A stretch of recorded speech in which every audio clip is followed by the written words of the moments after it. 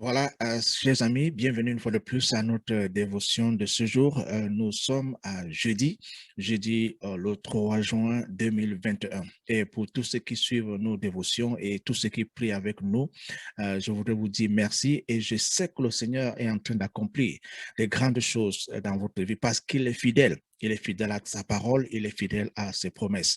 Et pour tous ceux qui ont des sujets de prière, ne manquez pas de me les envoyer car je vais prier pour ces sujets et même ceux qui ont des témoignages, parce que je reçois certains témoignages, j'aimerais dire merci pour les témoignages que vous envoyez. Nous avons commencé tard aujourd'hui, il est certainement peut-être 19h, 20h là où vous êtes. Ici chez nous, il est 1h, il est 1h du soir. Je m'excuse pour ce retard. Qu'à cela ne tienne, nous allons commencer par la lecture d'un verset biblique et puis nous allons un peu expliquer et après ça, nous allons prier. Je vais prier pour vous, comme d'habitude, je vais prier pour vos familles, je vais prier pour vos affaires. Nous n'allons pas manquer de prier pour votre mariage et vos enfants. Donc, tout ce que le Seigneur met dans mon cœur, n'est-ce pas, de prier, je vais prier pour ces choses-là. D'accord? Allons directement dans la lecture biblique de ce jour et vous allez constater qu'il y a, n'est-ce pas, quelque chose de merveilleux dans ce passage. Nous sommes au 3 juin et notre passage biblique, c'est effectivement Jean chapitre 3. Et vous savez quoi? Nous allons lire le verset 3. OK? Si vous avez votre Bible, vous pouvez l'ouvrir. Nous allons lire dans Jean chapitre 3, verset 3. Voici ce que dit la Bible. Jésus lui répondit, en vérité, je te le dis, si un homme ne naît de nouveau, il ne peut voir le royaume de Dieu. Dans Romains chapitre 5, à partir du verset 12, Paul parle, n'est-ce pas, de ce que nous sommes à cause de cet héritage que nous avons en Adam. Pour dire que en Adam, nous avons tous péché et à cause de cela, nous sommes également séparés de Dieu. Donc, il y a cette condamnation qui est tombée sur nous. Et vous savez, quand cette condamnation est tombée sur nous, nous avons été séparés de Dieu. C'est pour cela qu'en allant dans ce même livre de Romains, surtout au chapitre 3, verset 23 dit, car tous ont péché et sont séparés de la gloire de Dieu. Et il y a donc eu cette séparation. Et également au chapitre 6 du même livre et au verset 26, il est dit que le salaire du péché, c'est la mort.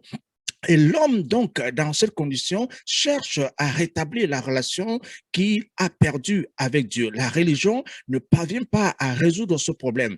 Et ce n'est que lorsque Jésus-Christ est venu que la relation a été établie à travers la nouvelle naissance. Donc, nous sommes en train de parler ici de la nouvelle naissance. Et Jésus-Christ dit, en vérité, si tu n'es né de nouveau. Si tu n'es né de nouveau, tu ne peux voir, n'est-ce pas, et entrer même dans le royaume de Dieu.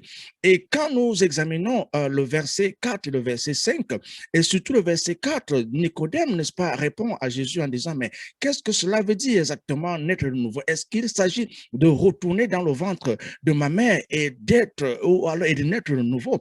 Il ne comprenait pas exactement ce que c'est que la nouvelle naissance. Mais Jésus-Christ, au verset 5, n'est-ce pas, de Jean chapitre 3, dit, il faut que tu naisses d'eau et d'esprit.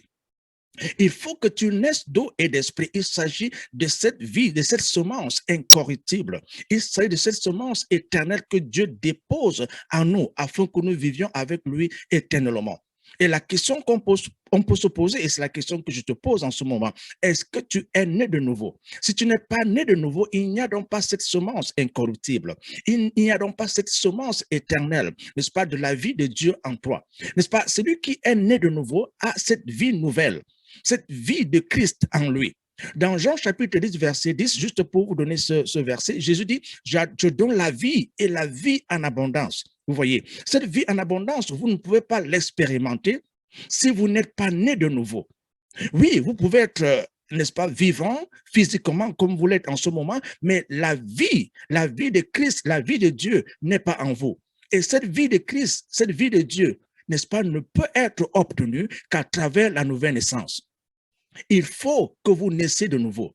Il faut que la vie de Dieu soit en vous. Il faut que la vie de Christ soit en vous. C'est cette vie, n'est-ce pas, incorruptible, cette semence incorruptible, cette semence indestructible, cette semence éternelle que Jésus-Christ apporte en vous lorsque vous l'acceptez comme votre Seigneur et Sauveur personnel.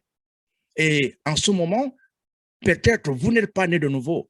Peut-être vous n'avez pas accepté Jésus-Christ dans votre vie comme votre Seigneur et Sauveur personnel. Et vous posez la question, mais comment faire? Il s'agit juste de l'inviter. Il s'agit d'inviter Jésus-Christ dans votre vie comme votre Seigneur et Sauveur personnel. Alors, la vie nouvelle qu'il promet sera maintenant en vous. Est-ce que vous êtes prêts? Est-ce que tu es prêt à accepter Jésus-Christ? Est-ce que tu es prêt à recevoir Jésus-Christ? Est-ce que tu es prêt à recevoir cette vie nouvelle? La vie nouvelle en Jésus-Christ à travers sa parole. Il dit, c'est lui qui reçoit, c'est lui qui reçoit. Il faut recevoir cette vie. Il faut recevoir Jésus-Christ. Il faut recevoir cette vie. Non, vous ne pouvez pas dire, je crois que Jésus-Christ est dans ma vie parce que je vais à l'église. Ce n'est pas ça. Ou alors, je crois que je suis né de nouveau parce que je prends la communion. Non, il ne s'agit pas de ça. Vous ne pouvez pas dire, je crois que Jésus-Christ est dans ma vie parce que je prie. Non, pas du tout. Vous pouvez appartenir à n'importe quel groupe. Vous pouvez être occupé dans plusieurs activités dans l'église. Cela ne fait pas de vous quelqu'un ou quelqu'une qui est né de nouveau. Cette relation qui était brisée, comme nous avons vu dans Romains, cette relation reste brisée jusqu'au moment où vous-même, de manière personnelle, de manière libre, acceptez Jésus-Christ dans votre vie comme Seigneur et Sauveur personnel. Et je vous invite à prendre ces décisions aujourd'hui et maintenant. Je vous invite, quoi que vous fassiez, j'aimerais que vous laissiez de côté ce que vous êtes en train de faire maintenant et d'accepter ce don, le don de l'amour, le don de Dieu. Jésus-Christ est la manifestation de l'amour de Dieu pour le monde entier. C'est la volonté de Dieu, n'est-ce pas, de sauver l'homme qui s'est éloigné de lui. Et c'est la volonté de Dieu de te sauver. Et il te tend la main aujourd'hui. Et prends cette main, reçois ce qu'il te donne, reçois la vie de Dieu. J'aimerais prier avec toi. J'aimerais prier pour ta nouvelle naissance. Et j'aimerais juste que tu te joignes à cette prière. Rejoins-moi dans cette prière. Là où tu es en ce moment, rejoins-moi dans cette prière. Là où tu es. Dis tout simplement, Seigneur Jésus, en ce jour, je t'ouvre la porte de mon cœur. Je confesse de ma bouche que tu es Dieu. Et je crois de mon cœur que tu es ressuscité d'entre les morts. Jésus, pardonne tous mes péchés et fais de moi ton enfant. Je te reçois dans mon cœur. Je sais que je suis né de nouveau. Et une nouvelle vie commence à partir de ce jour. Car je t'appartiens pour l'éternité. Au nom de Jésus. Amen. Une prière simple, peut-être vous êtes en train de dire, non, ce n'est pas une prière simple. Vous avez invité Jésus-Christ dans votre vie. Et cette invitation est une invitation authentique quand vous avez la foi, quand vous croyez. Et Jésus-Christ, par sa promesse, vient et vit en vous. Et la nouvelle naissance commence. Et je vous encourage à lire la Bible. Je vous encourage à partager, n'est-ce pas, cette décision avec quelqu'un que vous connaissez. Je vous invite également à parler avec Dieu à travers Jésus-Christ dans la prière. D'accord? Maintenant, nous allons prier. Nous allons prier pour nos vies. Nous allons prier pour nos familles. Nous allons prier pour nos amis. Nous allons prier pour nos affaires. Prier pour notre éducation. Nous allons prier pour toutes les choses, n'est-ce pas, qui nous engagent, les activités qui nous interpellent, afin que Dieu, par son esprit, vienne et nous guide et qu'il nous encourage et que le Seigneur lui-même soit au centre de tout ce que nous faisons.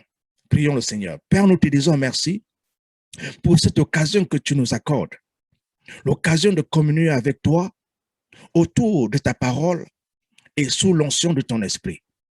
Seigneur, nous te disons merci pour chaque opportunité que tu nous donnes. Et même pour ce moment que tu nous as donné, que la gloire te revienne au nom de Jésus. Seigneur, pour tous ceux qui écoutent et tous ceux qui participent à la prière, nous prions que tu continues de les encourager, que tu continues de les bénir. Seigneur, je prie pour tous tes enfants, quel que soit le pays où ils se trouvent, que ta main de protection les touche au nom de Jésus. Seigneur, merci, car la nouvelle naissance est une réalité. Et que tous ceux qui acceptent ton Fils dans leur vie comme Seigneur et Sauveur personnel, qu'un changement authentique et profond et dynamique s'opère dans leur vie au nom de Jésus. Seigneur, merci. Au moment où je prie pour tous ceux qui écoutent, tous ceux qui regardent, que ton Esprit Saint éternel encourage ton peuple à la lecture de ta parole, à la méditation de ta parole, à la prière et au témoignage, car la vie que tu nous donnes est une vie qui change ceux qui sont autour de nous. Et que cela soit maintenant notre œuvre, l'œuvre d'évangélisation et l'œuvre de témoignage au nom de Jésus. Et maintenant, toi qui m'écoutes, je prie au nom puissant de Jésus-Christ que tout ce que tu fais soit béni. Je bénis ton mariage au nom de Jésus. Je bénis tes finances et ton emploi au nom de Jésus. Je bénis tes relations au nom de Jésus. Je prie pour tes enfants.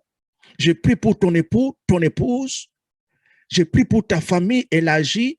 Que le Saint-Esprit touche chaque membre de ta famille au nom puissant de Jésus. Au nom puissant de Jésus. Je dégage, j'ôte, j'arrache, j'efface ton corps de toutes sortes de maladies au nom puissant de Jésus. Toute douleur sur ton corps, je les ôte au nom puissant de Jésus-Christ. J'enlève la maladie de ton poumon. J'enlève la maladie de ton cœur. J'enlève la maladie de tes os. J'enlève la maladie de tes articulations au nom puissant de Jésus-Christ. Je prie pour toi. S'il y a dans ce moment de prière une femme stérile, au nom puissant de Jésus, j'enlève la stérilité de ton corps au nom puissant de Jésus. Tu vas enfanter dans le puissant nom de Jésus-Christ. Je prie. Je prie pour toi. Je prie pour toi qui était découragé. Je prie pour toi qui n'avait plus d'espoir. Que le Seigneur, par son Esprit Saint, remette le courage en toi. Qu'il remette l'espoir en toi. Au nom puissant de Jésus. Et si des gens ont dit que tu ne feras absolument rien, je change cette parole. Tu vas accomplir de grandes choses dans ta vie. Au nom de Jésus. Là où tu as été rejeté, tu seras accepté. Jésus-Christ n'appelle pas ceux qui sont qualifiés. Il qualifie ceux qu'il appelle. Tu n'es pas qualifié par un homme. Jésus-Christ te qualifie. Il te qualifie pour ce travail. Il te qualifie pour ses finances. Il te qualifie pour ce poste. Il te qualifie pour cet appel. Tu es appelé par Jésus-Christ et c'est lui-même, lui seul qui te qualifie. Sois qualifié dans tout ce que tu accomplis et réussis. Je déclare le succès dans tout ce que tu accomplis au nom de Jésus. Je prie pour tous les gouvernements du monde. Je prie pour tous les dirigeants du monde. Seigneur, touche ces dirigeants là où ils se trouvent. Que ton Esprit Saint touche chaque dirigeant du monde entier. Que l'Esprit de Jésus-Christ touche chaque dirigeant du monde entier. Que l'Esprit de Jésus-Christ touche les dirigeants de tous les pays. Je prie pour tous les dirigeants. Je prie pour la main de Dieu sur tous les dirigeants. Que ce soit en Europe, que ce soit en Amérique, que ce soit en Afrique, que ce soit en Asie, dans tous les continents. Que ta main, Seigneur, touche tous les dirigeants au nom puissant de Jésus et que la direction de leur vie, la direction de leurs paroles, la direction de leurs actes viennent de ton trône au nom puissant de Jésus. Seigneur, nous prions. Nous prions pour la défaite de toute activité démoniaque dans la vie de tes enfants. Je déclare la défaite de toute activité satanique dans ta vie. Je déclare la défaite de tous les démons dans ta vie. Je te déclare libéré dans le puissant nom de Jésus-Christ des forces des ténèbres. Sois délivré au nom puissant de Jésus. Seigneur, merci. Car tu restes Dieu d'éternité en éternité, de génération en génération. Et il n'y a pas d'autre Dieu en dehors de toi. Voici ton peuple que je te présente. Que la vie de ton peuple soit transformée. Que ta vie soit transformée. Que ta vie soit transformée. Que ta vie soit transformée au nom puissant de Jésus-Christ. Amen. Merci, chers amis. Merci d'avoir participé à ce moment de prière, ce moment de dévotion. Et que le Seigneur lui-même continue de vous encourager, qu'il continue de vous guider. Et son Esprit Saint ne va jamais faillir. Et l'amour de Dieu ne faillira jamais dans 1 Corinthiens chapitre 13, verset 8. Vous pouvez faire confiance en Dieu. Vous pouvez faire confiance en Jésus-Christ. Vous pouvez faire confiance au Saint-Esprit. Ils ne failliront jamais. Que le Seigneur vous bénisse. Et quant à moi, je vous dis au revoir et à la prochaine. Shalom.